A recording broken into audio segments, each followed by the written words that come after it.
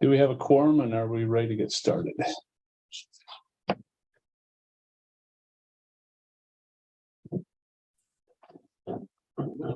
Looks like we're pretty close to a quorum. Okay. Done a full count, but seem to be reaching critical mass here, so we could probably get started. Okay. All right. I'd like to call the meeting to order at 10:01 a.m. If you have a public comment,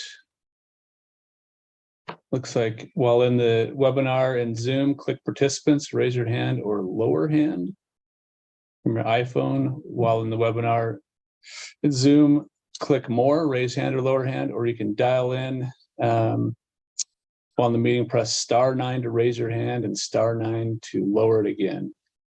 With that, we'll do a roll call. Corey Aldridge. Here.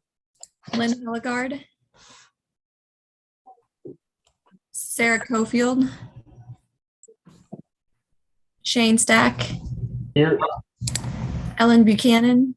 Here. Aaron Pehan. Jacqueline Smith.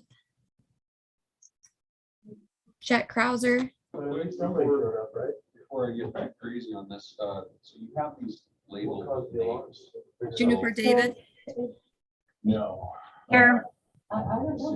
Donna Goldberg.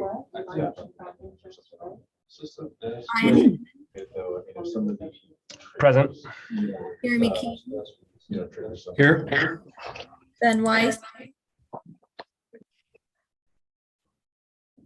Brian Elstad. Bynum Jackson. Eva Rock. Katie Potts. This is Vicky Cernich, proxy for Katie Potts. Emily Brock. Present. All right, that's all. I'll keep my eyes on the participants list and update as people come in. There's Ben. Great. All right, next on the agenda is the approval of minutes.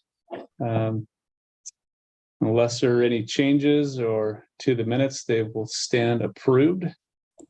And we'll move on to public comment. Do we have anybody? Do we have any guests? It looks like there's a Jeff Smith. Yeah, Jeff's here for our first agenda item, so we'll get him into.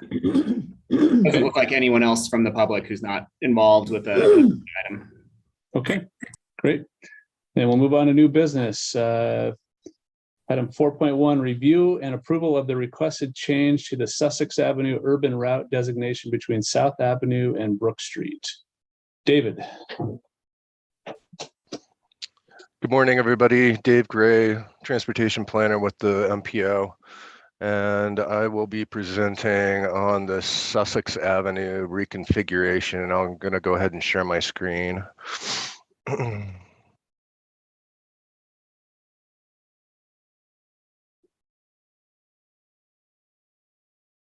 Can everybody see that all right? So what we have is a request to change for a reconfiguration of Sussex Avenue between South Avenue and Stevens Avenue. And I'll go through the relationship of that segment with the Brook South Russell reconfiguration, the current development proposal, and the redesignation options. And I'm sure that we will have other people jump in on this from MDT and FHWA, and Jeff Smith here from WGM to discuss anything else that I may not cover.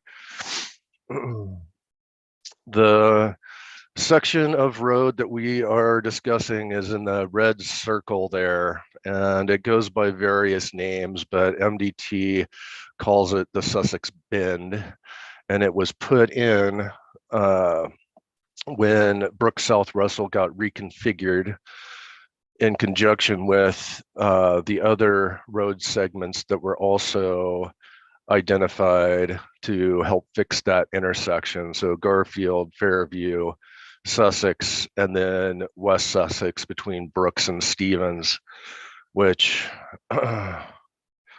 is this segment right here. So the city has requested or has received a proposal to redevelop that block in the red circle there. It's called the Casa Loma development. And what they need to do is vacate that road segment so that they can redevelop that block. They've received MRA approval of a little over $2 million of TIF funding for the deconstruction, removal of structures, et cetera, on that property. And now they are going through a vacation process through the city. And I'm not sure exactly what the status is. I think that that's going through Public Works Committee next week. And so we're kind of in a holding pattern until the city actually gets that vacation approved. So this is the development proposal for that block.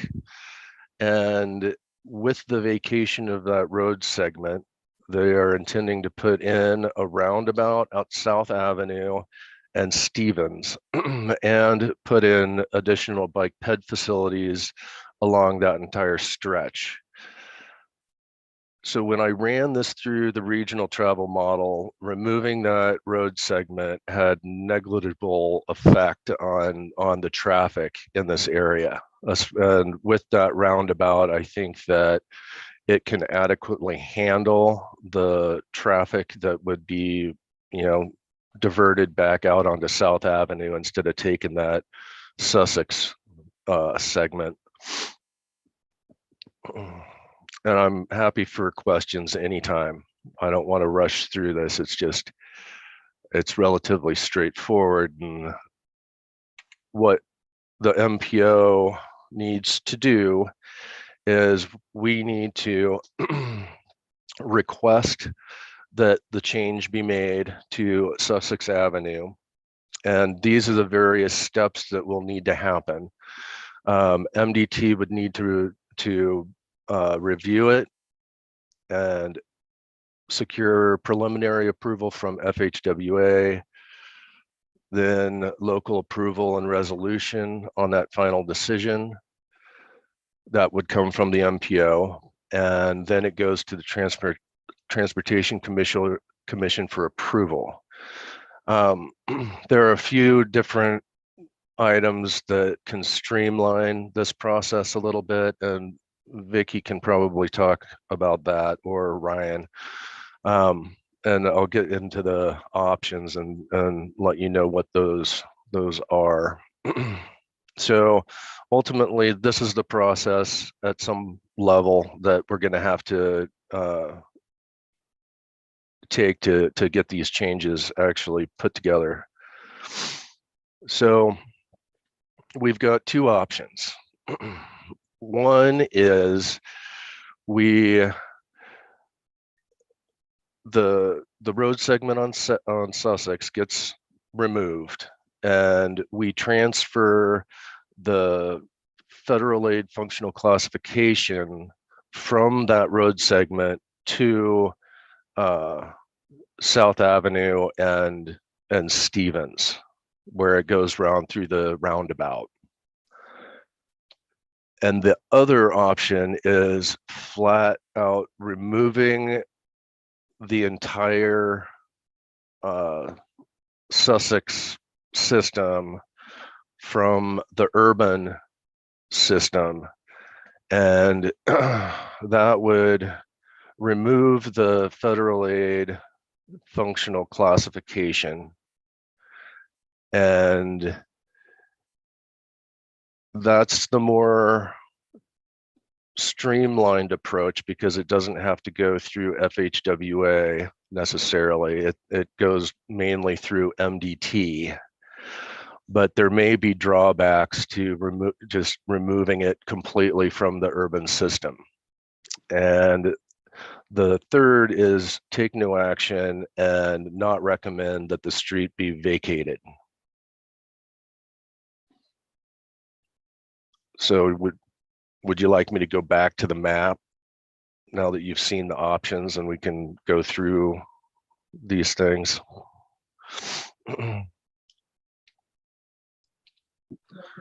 Shane, you got your hand up? Thanks, Dave. I guess, does the city have a preference on which one of those we move forward with?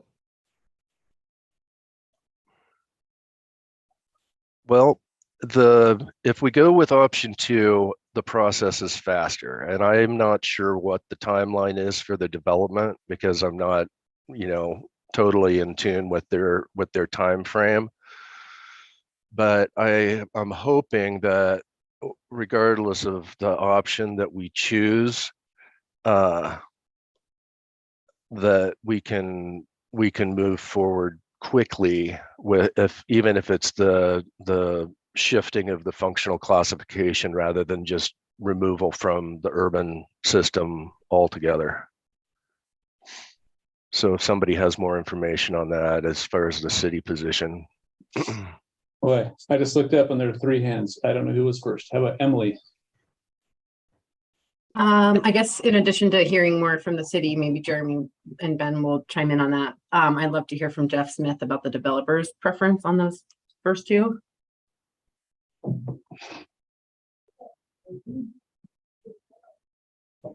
Jeff, go ahead.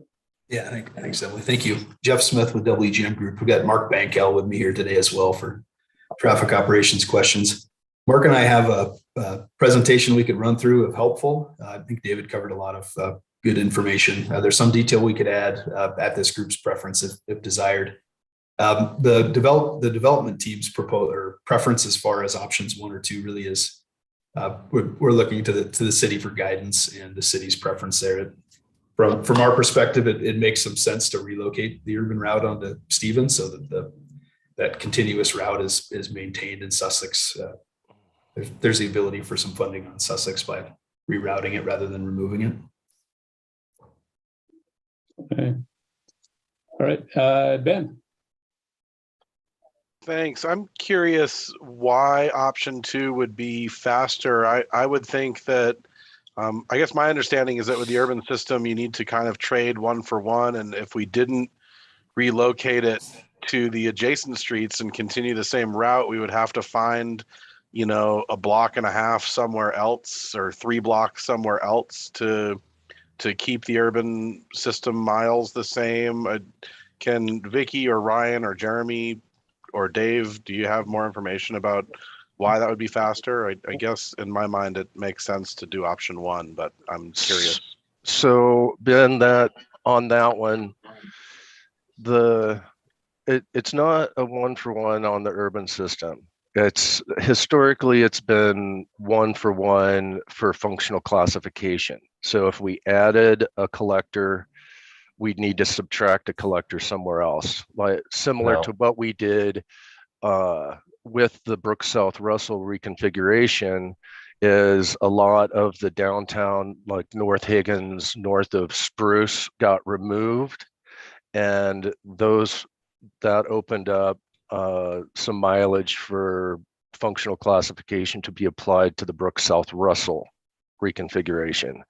So removing it from the urban system is an MDT decision, and it doesn't take as much FHWA. It basically takes the FHWA part out of it because FHWA reviews the actual federal aid functional classification.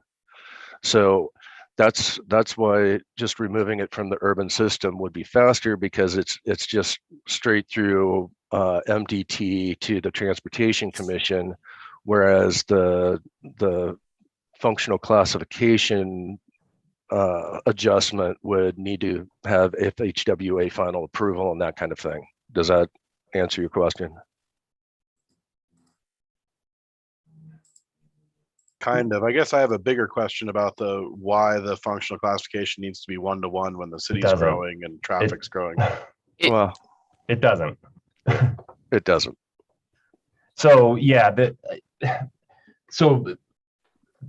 I guess a couple of clarifications to make. So right, the urban system is an MDT driven process. So I won't speak to that. As far as functional classification, really, I mean, I don't know how it may have been processed in the past or what may have been communicated, but the way functional classification is supposed to work is you look at how the road is actually functioning, and based on the characteristics of the road as it's functioning, we assess functional classification.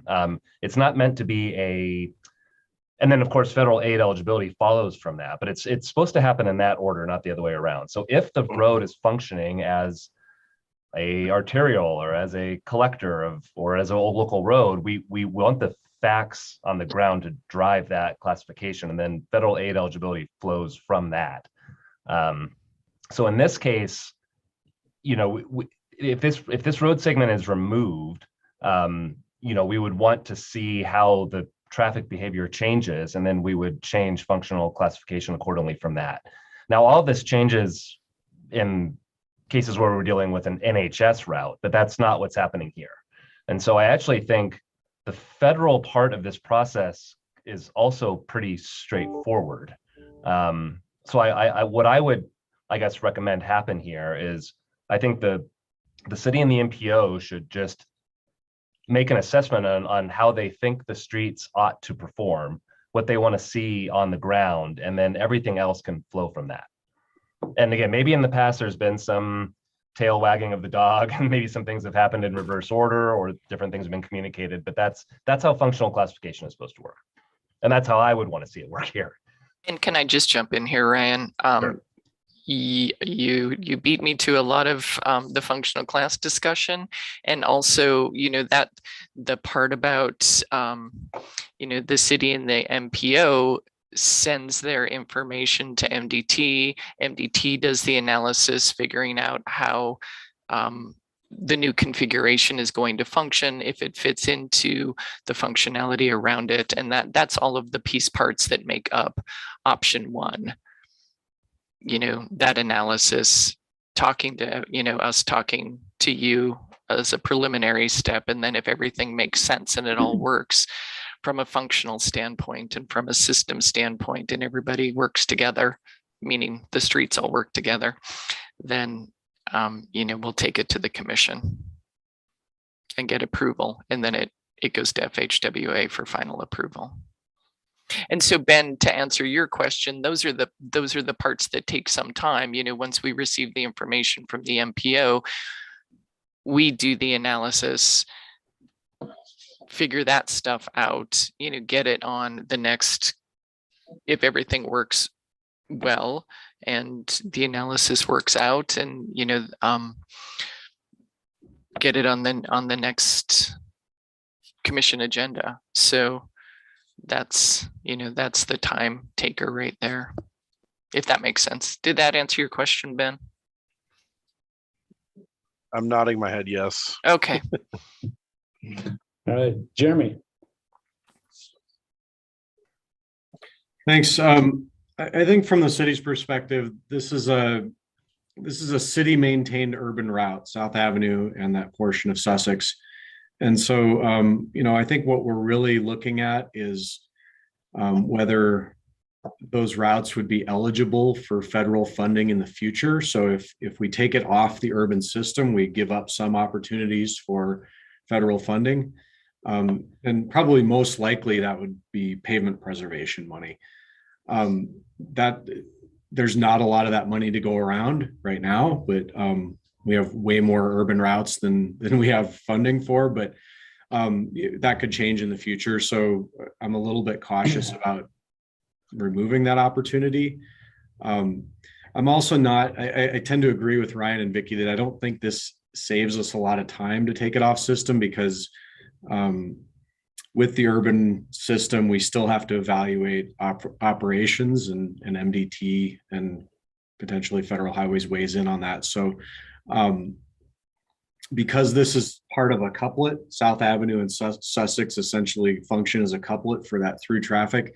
I don't really see that we're going to remove that requirement to evaluate things unless we were to take all of South Avenue off system. And we've talked about that, but I don't think we're ready to make that decision. So, you know, I think that it's probably 6 one, half dozen the other, but maybe the easiest path just to shift that route from the Sussex Bend over to Stevens as basically a reroute of that traffic. Okay. Aaron. I was just gonna ask maybe, or I agree with everything Jeremy has said and think that the appropriate way to go would be to shift the urban route onto Stevens. So it'd be south to Stevens, Sussex out to Brooks. But I'm curious, and would be from a procedural standpoint, one, you know, if how confident, Vicky, you would be on getting the, you know, timing in terms of if we have approval between, you know, at TPCC, assuming the other pieces fall into place, that city council is willing to do the right-of-way vacation, which, you know, I don't think we need to make any changes if the city council doesn't move forward with the right-of-way vacation.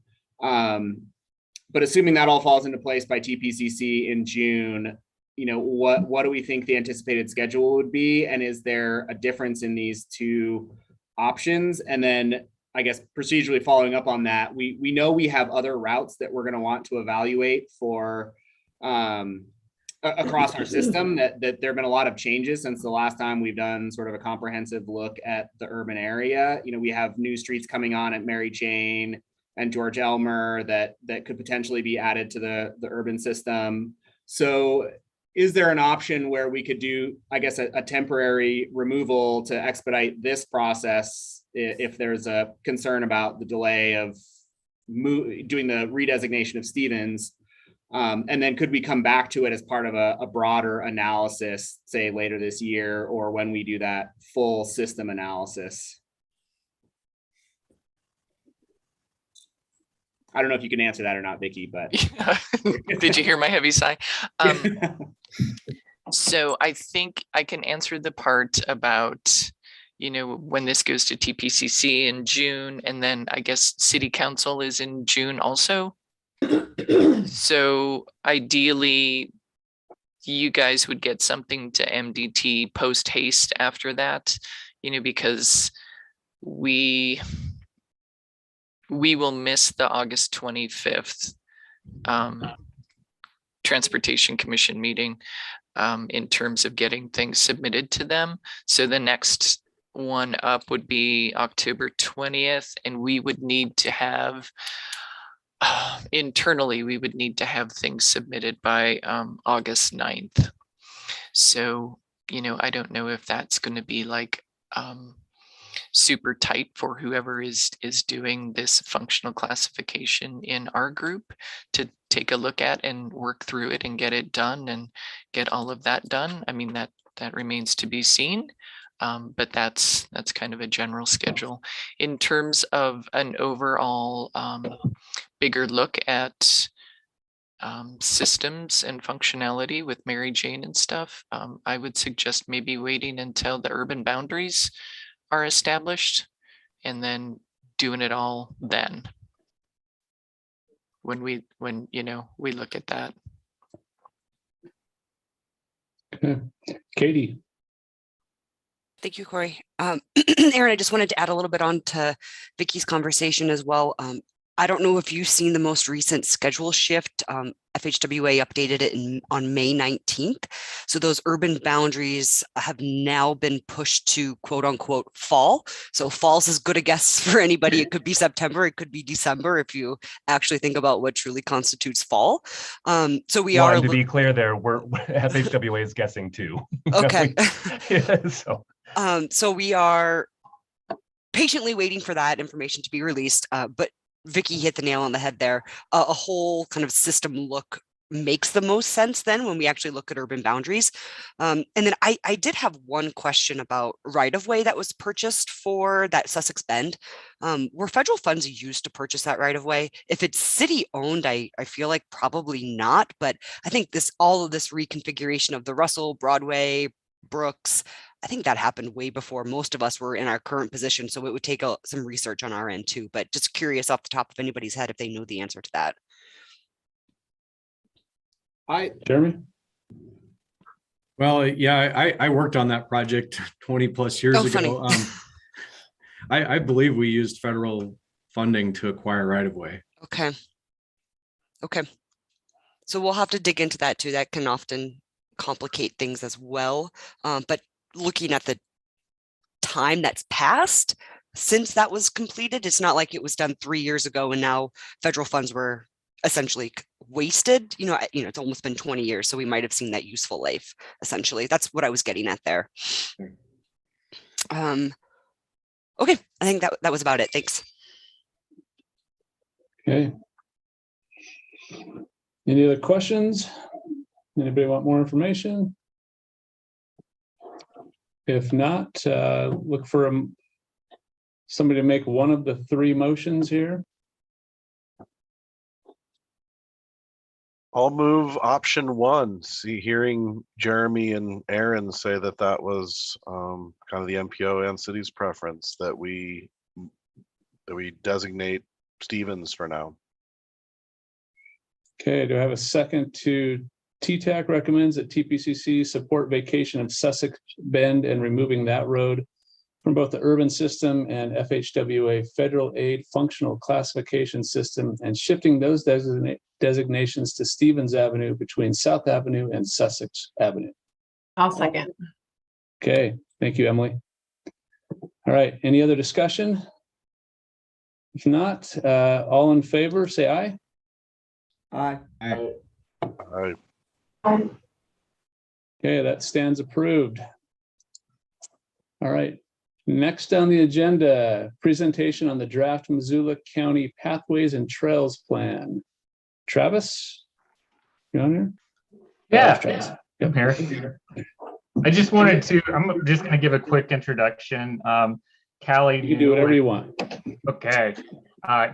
Callie New with Design Workshop is here to present the Missoula County Pathways and Trails Master Plan, along with Stephanie Grigsby, who's also with Design Workshop. So I want to leave plenty of time for their presentation and for questions. So with that, Stephanie, I believe.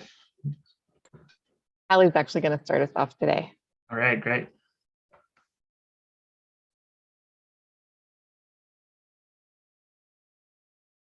Okay, thanks so much for having us. Excuse me. We are excited to present to you the draft Missoula County Pathways and Trails Plan. And it's our understanding that you have recently had a small preview about the process of this planning. So we have abbreviated our presentation slightly from what was provided to the public a couple of weeks ago, but still giving a review of some of the projects that you will find within the plan.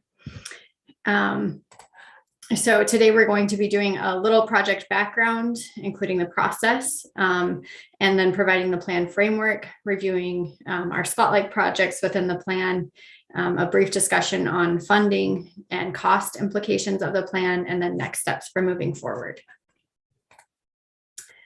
So a brief refresher on the Pathways and Trails Plan. What do we mean by pathways and trails? We are talking about separated off-street shared use paths that could be either paved or, in certain instances where appropriate, an aggregate surface.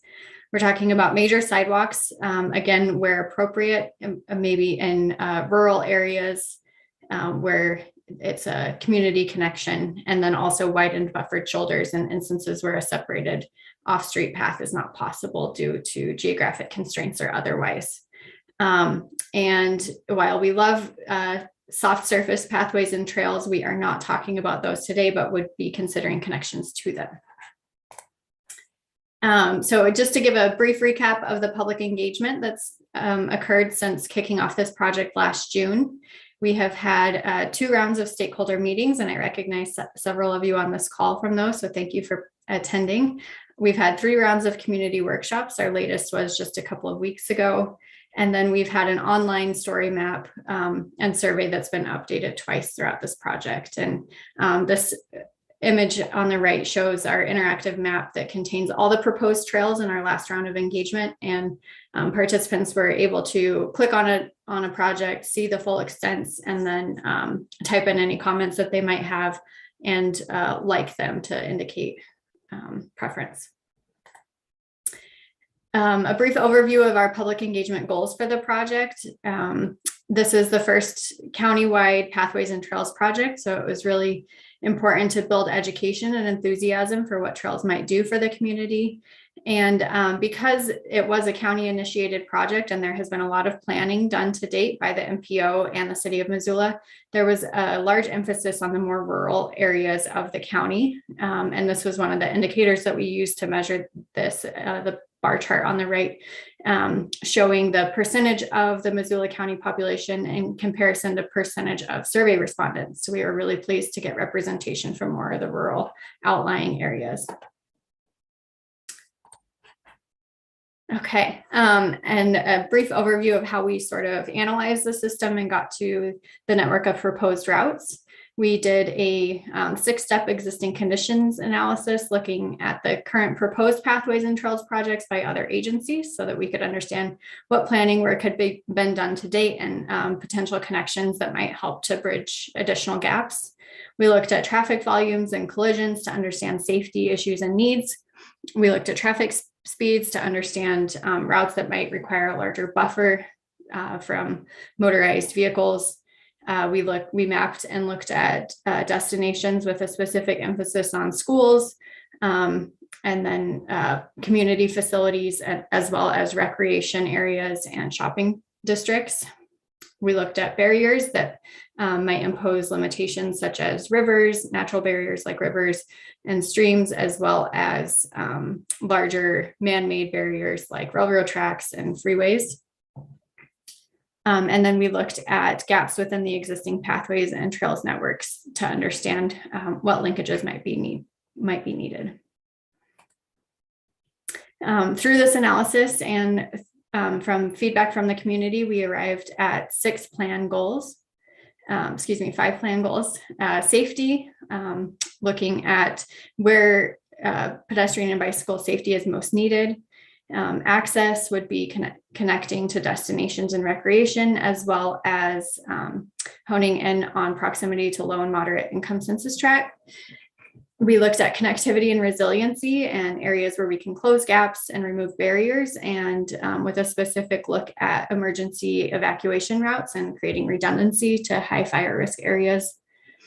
And then incorporating feedback from the community as a goal, and then also considering environmental and fiscal impacts. So things like a limited right-of-way or utility impacts to wetlands, floodplains, or agricultural lands, and then the fiscal component of the project.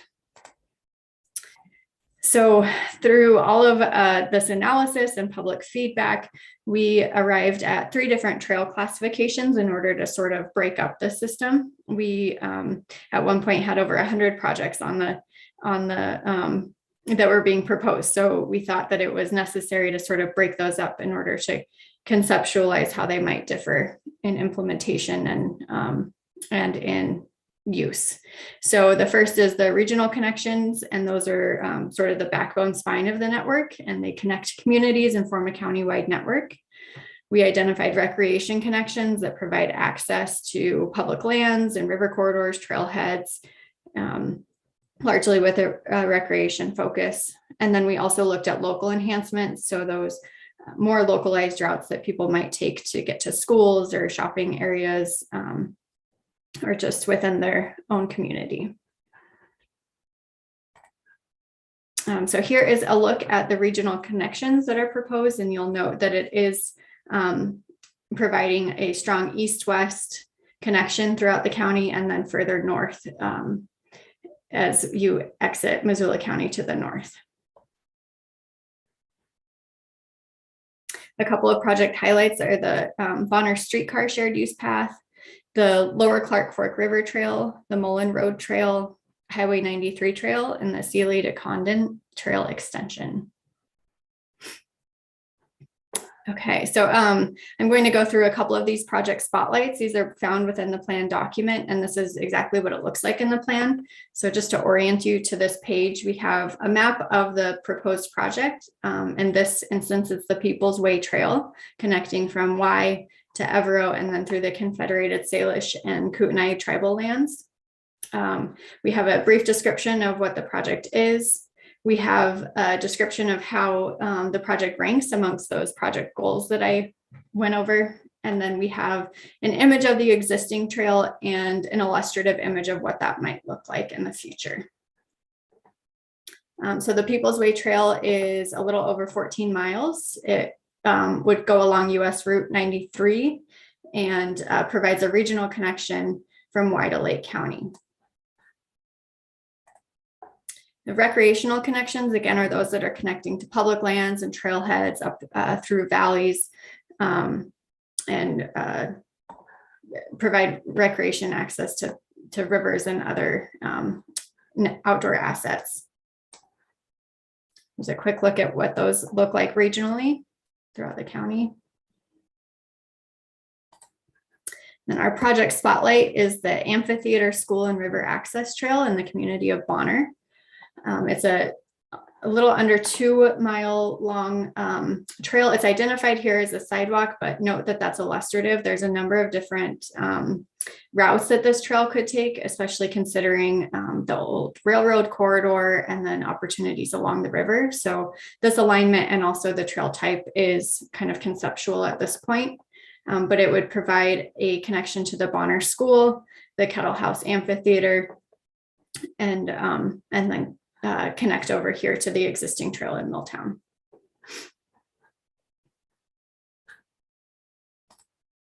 A second recreation connection spotlight is the Blue Mountain Road shared use path, and it's in the Target Range neighborhood. It's under a mile. It's a shared use path and then leading to the natural surface trails in the Blue Mountain Recreation area of the Lolo National Forest.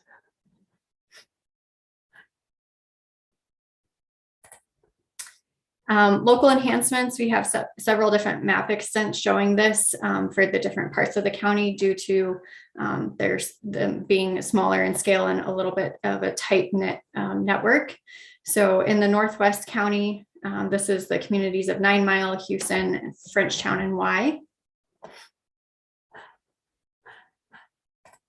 And the project spotlight here is both the Frenchtown High School and Community Connection and the Mullen Road Trail.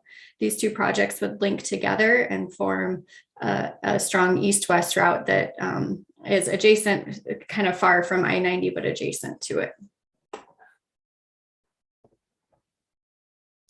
These are imagined both as a shared use path that would be off-road. In the Southwest County region, so this encompasses Missoula, and you'll note that there aren't as many projects in the city of Missoula as one might expect, but that's because most of those projects are being planned by other agencies, so they've been purposefully not included on this plan, but the target range area is included as well as Lolo. So the project spotlight here is the Tower Street project in the Target Range area. It's a north-south route connecting from 3rd Street to South Avenue and going through Big Sky Park. It's imagined as a widened buffered shoulder or shared use path along Tower Street.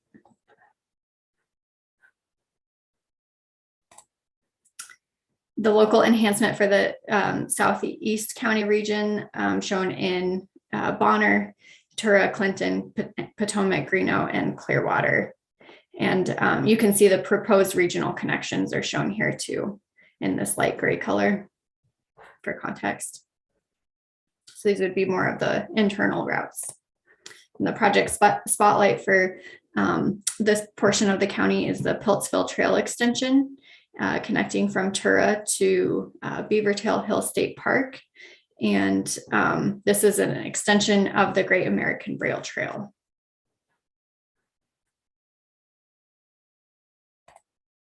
And finally, in the North County region, this is Sealy Lake and Condon. And again, this you can see the regional connection is here that was shown in that previous map. The project spotlight here is the Sealy Center Trail and signage improvements. This would, the highway that goes through Sealy Lake is, has quick, fast moving cars that go through it. So this project puts an emphasis on supporting the existing trail that's there, enhancing it, and then adding placemaking elements to hopefully slow traffic and add some safety elements to the roadway.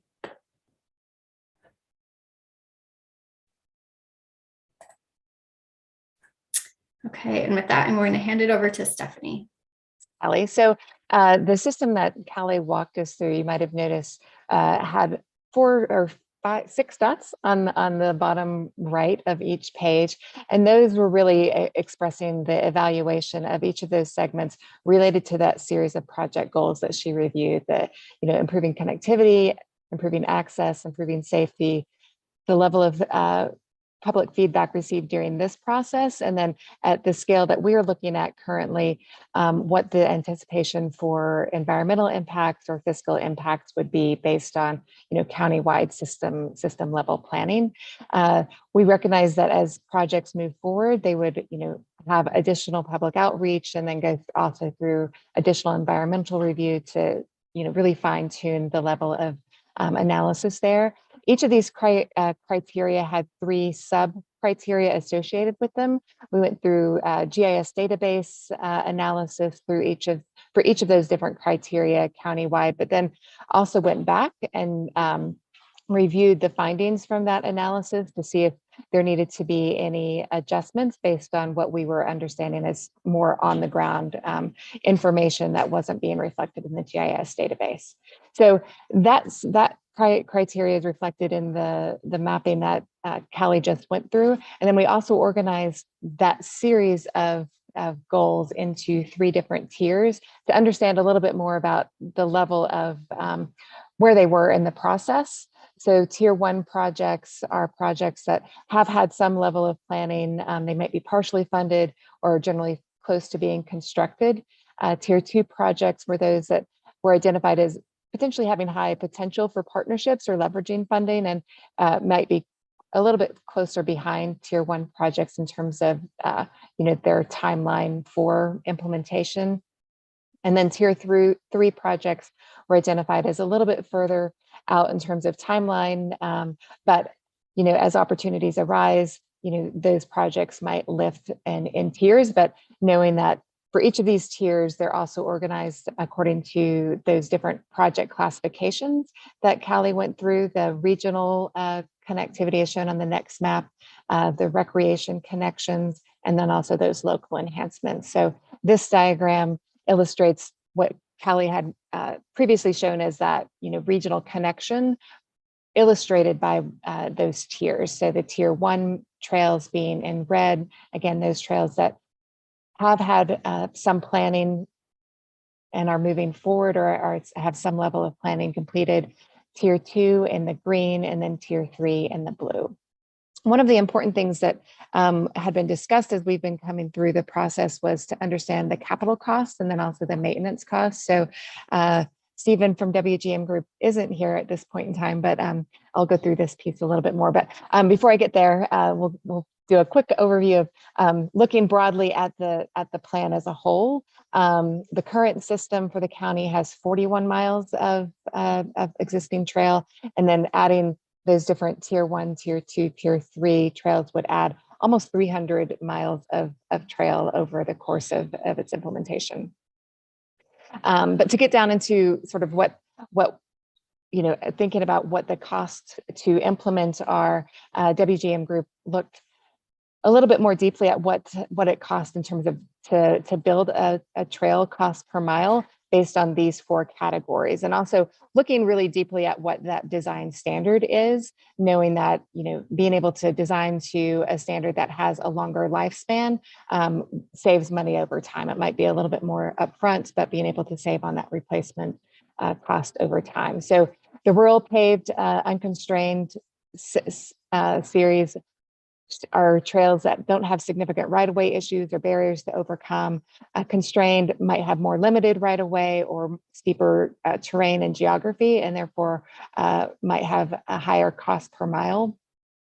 The urban paved system are trails that look like they might require curb changes or right-of-way configurations in more developed locations. And then, as Callie described, buffered shoulders are those segments where we don't think at this time we'd be able to meet the full standard for a separated shared use path, but realize that there should be some improvement to improve conditions. So, where we could look at, widening shoulders and providing a buffer where possible to provide an enhanced facility.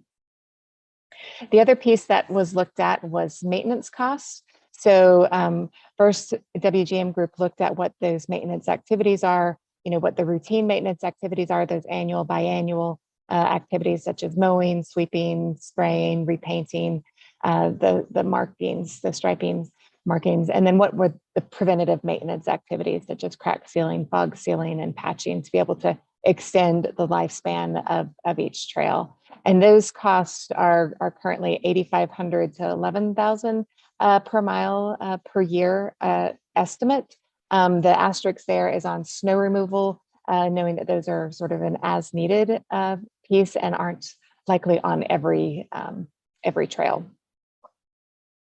So the next thing that we looked at was then, thinking about what that looks like over time, and just recognizing that there currently is likely a deficit in terms of the existing maintenance budget that's allocated. The county has $10,000 budgeted for maintenance, but looking at the 41 miles of trail would be 400,000 that is needed. So noting that gap, I think really sort of highlights this need for dedicated funding sources and then also for partnerships. So building on the partnerships that are currently in place, which there's some really great models that the county has undertaken with the Bitterroot Trail as an example and Bonner Streetcar, both with different nonprofit groups and then also with MVP and the city. So looking forward as we move forward, some of the things that are identified in terms of strategies for implementation are are there opportunities to modify some regulations in support of the plan in terms of the opportunities as development comes online to be able to capture that development, to be able to use that to leverage implementation of some of the trail system itself to alleviate the capital improvement costs, to pursue funding and think about the implementation of projects through grant funding and other sources.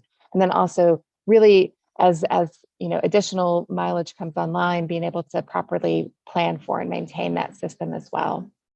I'll let Callie talk a little bit more about our next steps in terms of review of the final plan, but we're looking forward to hearing your questions and thoughts today. Yeah, this is just a schedule for next steps and the various meetings that are lined up to seek plan adoption. The public comment period has been open for 3 weeks. It closes tomorrow. You can download the plan at MissoulaCountyVoice.com. The county will be presenting to the Parks and Trails Board on June 16th and the Planning Board June 21st, with the County Commission hopefully reaching plan adoption on June 23rd. And then the county will be coming to the MPO for adoption on July 7th. And with that, I will stop sharing and we're happy to answer any questions that you might have.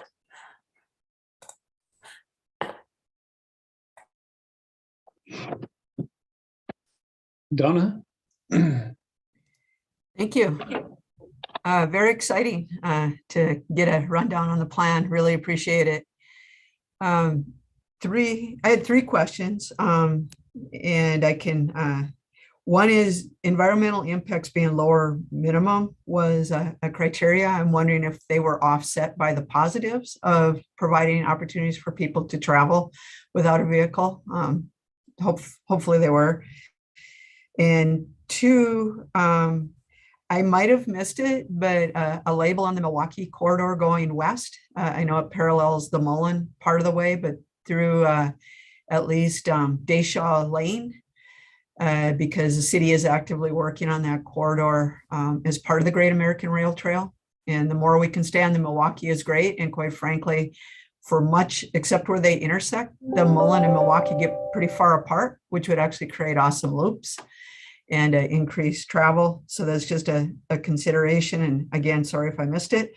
And then I was also wondering with the ongoing efforts around Marshall Mountain as a potential regional or community park for the confluence communities in the county, including Missoula City, whether or not a path up that route along Marshall Grade Road would be a consideration. Thank you, though. Awesome plan.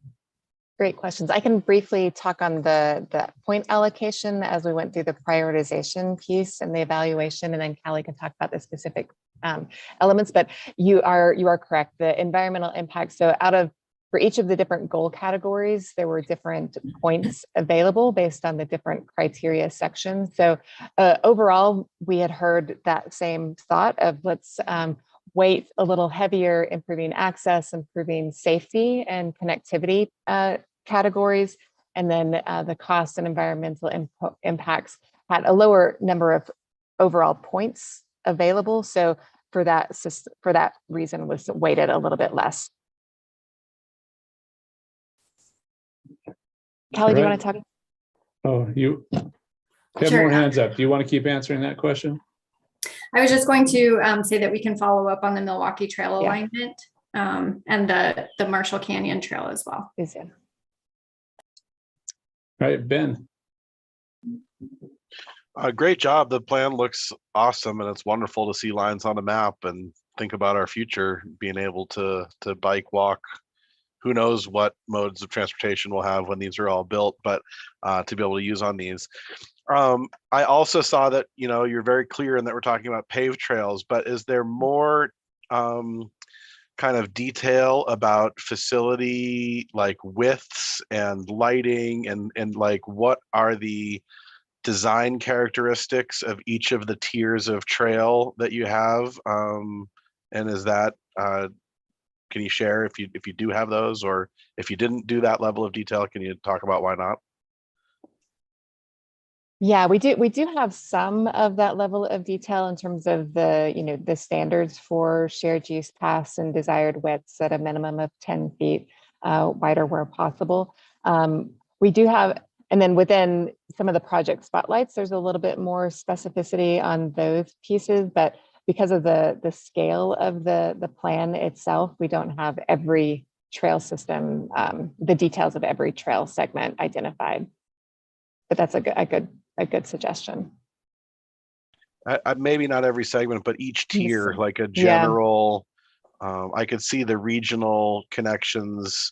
We could say that we desire lighting and maybe even a 12 or 14 foot width on those, and smaller and less lighting on some of the other trails, that sort of thing.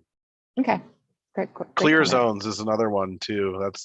That's coming up in a lot of subdivisions that are putting trails in. They might not be meeting AASHTO trail guidelines and for clear zones and things like that. So anything that we have that can like kind of reinforce the standards that we're already trying to rely on would be really helpful. Great, thanks. Jeremy. Thanks. I also love to see these plans. It's always great to know where we're going and be able to grab those opportunities as they come up. My question is similar to Donna's, and maybe I missed it, but is there a map somewhere in the plan that shows where these county trails interface with the trails we're working on in the urban area? So that might be both within city limits or within just the MPO boundary, but I think it's important that we make sure those connections align and that we're working toward common goals. Yeah, so you can, there's a proposed trail map in the plan, and I'm trying to find the page number to give you. I can put it in the chat. And then we also have the existing line work shown on all of this plan's proposed routes. I'm doing a double check to see if we have the other proposed routes on this plan's proposed routes to look at those connections. But let me just get back to you as my PDF is loading. Thanks, Jeremy. Aaron. Yeah, I just wanted to add on to the presentation from, just from the MPO perspective, that this is a really fantastic plan to add to what we have as the MPO, that one of our tasks is to ensure coordination between the city and the county, and that as we grow and we have our bicycle facilities master plan and our pedestrian plan to look at those, and there's good overlap on all of these, but sort of the trail specific piece was the one plan I think that was missing from that infrastructure specific set of sub plans. And so it's really exciting to have this and think about how it's building on what we have in the long range plan and giving us that extra detail that we need, I think, for ensuring that a lot of these trails are going to be in the city 20 years from now. So that coordination, I think, through the MPO and making sure that we're all on the same page is really important. So I think we should all be really excited, and it's one of the reasons that the MPO contributed to this plan, that's an essential part of it. And during our long range plan, one of the things that came up was that urban to rural connection that can be lacking around Missoula, and this is, I think, a big step in that direction. So really excited to see this, and I think it's filling a gap that we've had and we've had for 5 or 10 years, that trail specific element has really been missing. So exciting to see it completed. Great. Thanks, Aaron. Any other questions or comments? Okay, thank you so much for your work on this. Really appreciate it. We'll move on to our next agenda item, which is discussion and comment on development of Montana National Electric Vehicle Infrastructure Deployment. John.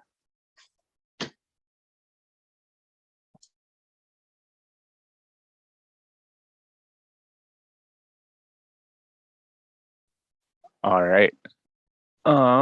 Thank you, John here, transportation planner with the MPO, here to just give you a brief overview of NEVI, the National Electric Vehicle Infrastructure Formula Program. So today, like I said, quick overview of electric vehicle charging infrastructure, just so we're all on the same page. And then a little bit of information on the formula program. And then most of the time I'd like to have a discussion about comments and questions for Montana Department of DEQ, and then draft some comments for their state deployment plan. So we'll get into that. So just to be clear on what we're talking about today, these are just the 3 types of electric vehicle terms. So today we're talking about plug-in hybrids. So the first 2 types of vehicles here on this list. And then for charging stations, this is pretty important. So we have level 1, 2, and 3. Those are basically the speeds of charging. So 3 is the fastest. And then you can see along the bottom, there's all these different types of chargers, thanks Tesla. And so this program is looking at the CCS combo, which will be universal. And so Tesla has an adapter that they can use if need be. So point of this slide is that these chargers as part of this program will be universal. So in the IIJ, there's $7.5 billion for EV charging stations over the next 5 years. $2.5 billion of this is for discretionary grant programs. So one of those is a corridor charging grant program. And then one I'm really excited about is the community charging grant program. So we'll definitely be having future conversations about that, the community charging program, or the community plan. So today, I'm going to talk about the $5 billion. It's the formula program. So Montana is going to receive about $43 million over the next 5 years to support a clean, convenient, affordable, reliable, and equitable national EV charging network. So these funds, the $5 billion, can only be used on the FHWA designated EV corridors. This program is also going to focus on rural areas, which is exciting for us here in Montana. So the timeline for this, we did not receive minimum standard guidance in May. So we're keeping an eye on that. But by August 1st, the state needs to submit a deployment plan to the Joint Office of Energy and Transportation. They'll work with MDT to develop that plan, and then by the end, 2 months later, by the end of September, FHA will approve or provide guidance. And after that, then formula program funds can be used.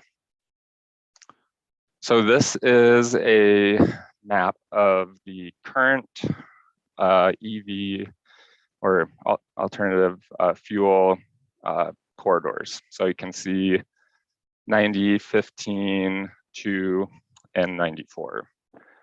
So one of the main things I want to get your feedback on today is, do we want to designate or recommend designating additional corridors?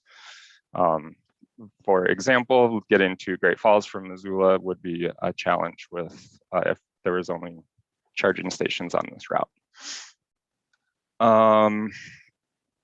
One of the requirements for these formula funds is that the charging stations must be located within 1 mile of the designated corridor and then within a 1/4 mile of amenities. Again, amenities are not defined yet. That's something we can comment on, and I'd like your feedback on that today as well. So these are the 1 mile buffers within the Missoula area.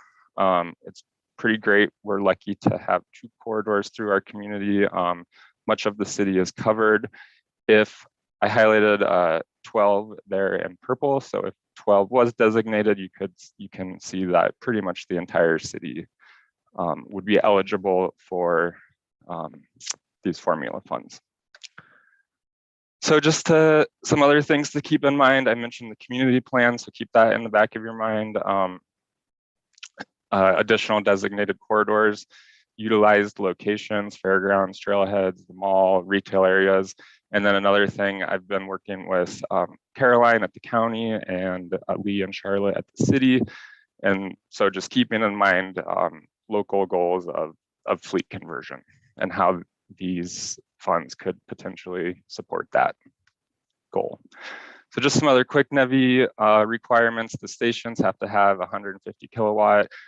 There needs to be 4 of them, so that's a total of 600 kilowatts. So to provide charging simultaneously for 4 vehicles. The locations need to be publicly available 24/7, no further than 50 miles apart. And then, as I mentioned, the mile and 1/4 mile of amenities in the corridor. And then operation stuff, just reliability. And one interesting thing is that the station needs to be maintained and operated for no less than 5 years. Some other eligibility stuff, something I found interesting is existing EV charger infrastructure could be upgraded. So that's something to keep in mind. The funding can be used for wayfinding and then performance measures and other analysis to forecast commuting patterns and travel behaviors. Some other things to keep in mind, this program supports the Justice 40 initiative, which is part of the infrastructure bill around equity and sustainability. A 20% match is a local match is required. This is a big question we've been getting a lot, is if like solar panels and stuff, if the funding can be used for that. The answer to that is yes, if it relates to overall lower construction and operation costs. Another interesting note is FHWA anticipates that most states will contract with private entities for the installation, operation, and maintenance of EV charging infrastructure. So another thing to keep in mind as we develop a comment on this plan and potentially develop a community plan is who's going to own these, operate them, how business licensing, all that. So this is the last slide. I'm going to turn it over to you folks to discuss this, but the first section of this is pretty much an outline of the DEQ survey. The survey link is also in the agenda packet that Bella sent out. So we are planning on compiling comments as an MPO and submitting those. If you want to fill out the survey on your own, that's also an option, or please share the survey with folks that might be interested. But these are the things that I had come up with, or we've discussed about making comments for this. And then all the states are going through this. So I looked at some other surveys that DEQs were doing, and so just some other things to consider while providing comment on this. And I can answer and try to answer questions. I also have a list of questions for DEQ. We are supposed to have a webinar with them after we get that additional guidance. Jeremy. Thanks. John, could you clarify, so the Highway 12 corridor and whether that Brooks Midtown area was included, is that something that we should comment on if it's not? I would recommend that, yes. Okay, that one certainly seems important. Currently, it's not. My other question is just what infrastructure requirements are there to deliver that 480 volts? Are we going to have to find locations that already have that level of power service? My understanding is that it's kind of goes back to that question about or the comment about solar panels and stuff. And so if it's a contributing and necessary infrastructure to achieve that requirement, then I believe those are eligible expenses. But that is something I want to verify, because that's a very, like, where do you draw the line? Yeah. One further comment, if I may. I think that this is a great opportunity to look at those locations as kind of economic drivers too, that, when somebody comes to charge their car, if there's something that they can do, whether it's visit downtown or visit Southgate Mall, something like that, I think there's some really great synergy there, and we should try to be strategic about how we locate those charging locations. Thanks. Thanks, Jeremy. Donna. Thank you. Couple of things. I noticed that one of the criteria was 24/7, and I could imagine that presenting some problems in certain locations that would be ideal for charging stations, particularly parks and parking garages, and ending up with creative camping, overnight camping. And so I would suggest that we ask how we balance that magic. Totally agree with Jeremy with the Brooks corridor. And it seems to me, as far as locations, it might be worth a short visit with Destination Missoula ITRR, because a lot of this is longer distance travel, even if it's local. And so to me, it would be largely around sporting events, festivals, parks, and shopping, because those are the things you want to be doing while you're stopped. Museums, those kinds of things. So thank you. Thanks, Donna. Ben. Thanks. John, maybe I missed it, but did these stations, do they have to be on public property, or can they be on private property? Do they have to be in public right of way, or? The only guidance is publicly available. So I mean, I imagine, a lot of these are going to be a gas, same concept as a gas station. It's private property, but it's accessible 24/7. That's kind of my okay example. That's right. My other comment or question was about that kind of statewide map. Can we look at that again? You brought up the example that 200 is not on there to Great Falls. And I just wanted to see, it probably isn't on there in the west direction then also, to kind of head like towards Sandpoint. So that might be one to add. And then also the Highway 12 connection from Garrison to Helena seems like it would be worth, that comment would be worth making. Once you get to, east of the mountains, there's really big gaps. We could make comments on those, but maybe that's outside of our purview. But in terms of like travel through, by Missoulians to other places, that happens fairly regularly, and people coming through Missoula to those other cities, to Helena and Great Falls especially, it seems like we might want to comment that those could be added.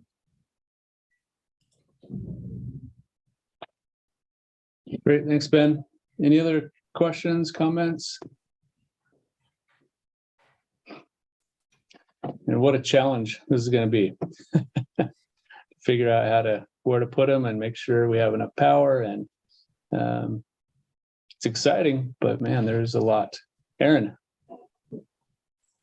Yeah, just as you were saying that, Corey, it reminded me that this is all comments on the state's deployment plan, but something that we might want to think about as an MPO and coordination between city and county is, do we want to try to develop a local deployment plan for Missoula and the greater urban area or Missoula County? It's something we've been having some conversations about, and I think there's a lot of potential benefit to that, to have a really good strategy locally about where we want to put the infrastructure, what kind of benefits do we want to see, what sorts of additional infrastructure do we need. Like something I think we're realizing is that the utility infrastructure, I'm sure from Mountain Line's perspective, when you were putting in all your chargers and having to put in new transformers, or there's a lot of infrastructure that goes in. It's not just putting in a charging station and you're good to go. So something we should think about as we start developing our UPWP for the next fiscal year. Like, do we want to commit some resources and potentially funding to a project like this? And are there other partners we could bring in to help fund that, so it's not all on the MPO? It could be a really valuable tool to have as this becomes more of a thing. So just putting that out there. No decisions now, but keep it in mind as we bring the UPWP forward over the next couple of months. Yeah, thanks, Aaron. Sarah. Yeah, I would just advocate for, if this is what the state wants to do, we do something more for Missoula County then, because we're leaving off the entire 83 corridor, which is a huge tourism corridor. So, folks are going to be coming with their electric vehicles, and, there's a Tesla station going in Sealy, but I'm not sure if it's an all electric charging station. And I think that, I can't remember the specifics, but I do believe that there's some really important corridors for tourism and for commuting and travel from Missoulians that are missing from this map. So if the state is uninterested in diverting them away from interstates, then we should do what we can, at least within the county. And I understand Sealy's outside the MPO corridors, but I still think it'd be good for the county to look at broadening our electric vehicle charging infrastructure. Okay. Thanks, Sarah. Jeremy. I just want to go back to Aaron's point. I think within the MPO, we really need to know where these charging stations are going to go, because every time we rebuild a street or replace a water main, we should be thinking about how do we get power delivery to those stations. And I think if we don't know that, we're going to end up doing some rework. So having a plan is going to be really helpful for that. Yeah. The other thing I was going to that we would want to think about is both city and county sort of land use development code, and how are we thinking about we've got a lot of existing development, but if you're building new developments that don't have EV charging infrastructure included, it could get really challenging in the future, thinking about multifamily, or even if we're developing single family that doesn't have a garage, or if we're utilizing on-street parking and then the charging has to be in the right of way, that creates a whole lot of issues that I don't think we're prepared for. I actually had somebody call me, it was maybe a year or two ago, that wanted to get an electric vehicle, didn't have access to a garage, and wanted to know if they could put it in the right of way, in the boulevard. And we just don't have an answer for that right now. I'm not even sure how you would make that work.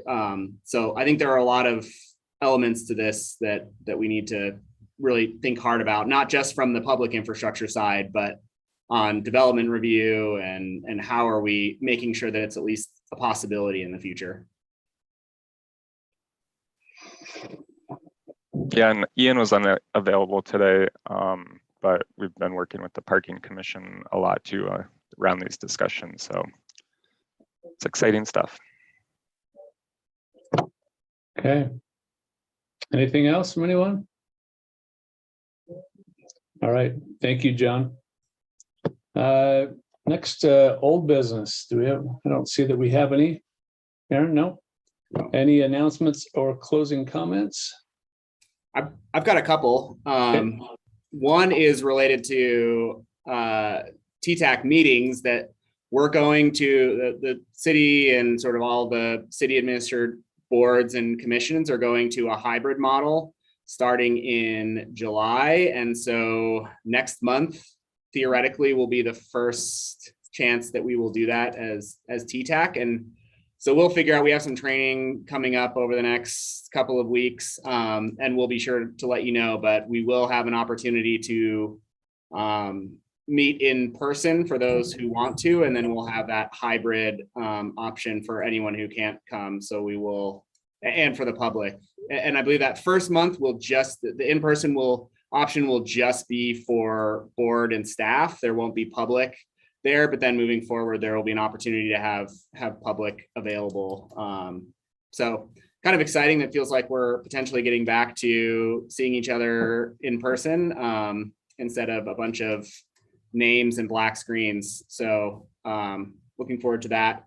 The other announcement I wanted to make is that we are doing a TIP call for projects. I don't expect that we'll see a lot of additional projects beyond what we received last year, but we will be putting together a new transportation improvement program over in July and August, and we have an opportunity to use those CMAQ funds, and so I think we'll get those projects. At least my hope is that we'll get a few projects programmed and start actually using that money after a couple of years of lots of discussion, that now we can program those projects. But just so you know, you'll see that announcement for the call for projects. If there are any that were not submitted last year, let us know, or if you want to resubmit with additional details, that would be a good time to do it, so that we can incorporate that into our presentation on the TIP and what we think we might be able to fund.